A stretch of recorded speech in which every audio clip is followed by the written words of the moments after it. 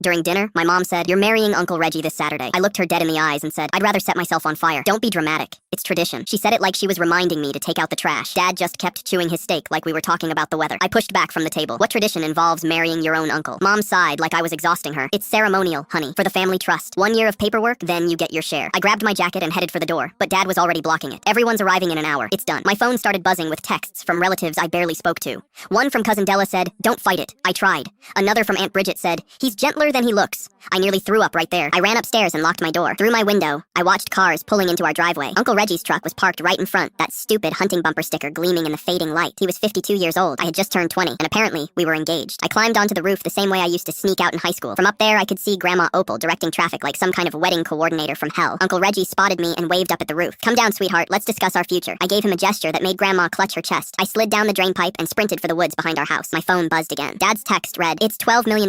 Don't be an idiot." 12 million. What was he talking about? Mom caught up first, breathing hard. "Just listen. Every woman in this family does this. It's not a real marriage, just paperwork. 1 year and you're free and rich." "And what psychotic ancestor invented this?" She hesitated. "Your great-great-grandmother set it up. The men manage the trust, but women have to participate to access their share." I stared at her. "That's not tradition. That's trafficking with a retirement plan." More relatives closed in around me. Uncle Reggie pushed through the crowd, tugging at his collar. "Let's not make this harder than it needs to be, darling." I stepped back. "Come any closer, and I'll make sure you never father children, Reggie." Grandma Opal hobbled forward, eyes like steel. "The ceremony happens Saturday, or you're cut off forever. Then show me the documents. If I'm signing away my dignity, I want to see exactly what I'm agreeing to." They took me to Dad's office, where a lawyer named Mr. Hutchins sat waiting. He looked ancient, like he'd been doing this for generations. "The trust requires ceremonial union between female beneficiaries and designated male family members for inheritance release." I leaned forward. "And what happens to women who refuse?" He shifted uncomfortably. "They're removed from the family registry." "Removed how, exactly?" That's when I noticed a folder on the edge of the desk labeled "Previous Ceremonies." I grabbed it before anyone could react. Inside were photos of women I'd never seen before, marriage certificates, and then newspaper clippings, missing persons reports. 5 different women spanning 40 years, all removed from the registry. I looked at Uncle Reggie. His face went white. "Where are these women, Reggie?" He stepped toward me. "Give that back," I kept reading. "According to these dates, you've been ceremonially married 4 separate times, and not one of these women exists anymore. What happens to the brides who refuse after the ceremony starts?" The room went dead silent. Mom grabbed my arm. "Honey, you're imagining things." "Am I? Because there are 5 missing women in this folder and 1 common denominator, and he's standing right there sweating through his shirt." I held up my phone. "Great news, everyone. I've been recording since the appetizers. Every admission about forcing women into marriages. Every page in this folder. And for the last 8 minutes, this has been streaming live to my 47,000 followers on TikTok."